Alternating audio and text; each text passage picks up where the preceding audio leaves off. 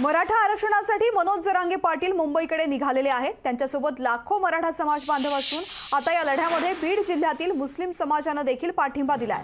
सोलापूर धुळे महामार्गावरील पाडळसिंगी इथे मोठ्या संख्येने मुस्लिम बांधव एकत्र आले आणि या ठिकाणी पाणी, नाश्त्याची आणि जेवणाची सोय करण्यात आली आहे। एकंदरीतच आरक्षणाच्या या लढ्याला सर्व स्तरातून पाठिंबा मिळत असल्याचं पाहायला मिळतंय।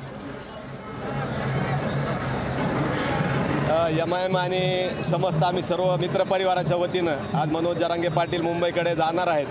त्यांच्या छोटीशी एक खारीचा वाटा म्हणून, सेवा म्हणून आम्ही या ठिकाणी 5000 चिवड्याचे पाकिट बनवले आणि नेहमीच आम्ही या लढ्यामध्ये त्यांच्या सोबत आहोत आणि मराठा समाजाला आरक्षण मिळावं ही आमची सुद्धा भूमिका आहे आणि आम्ही मनोमन ही इच्छा व्यक्त करतो। या लढ्यात एमआयएमचा पूर्णतः पाठिंबा आहे मराठा समाजाच्या या आरक्षणासाठी।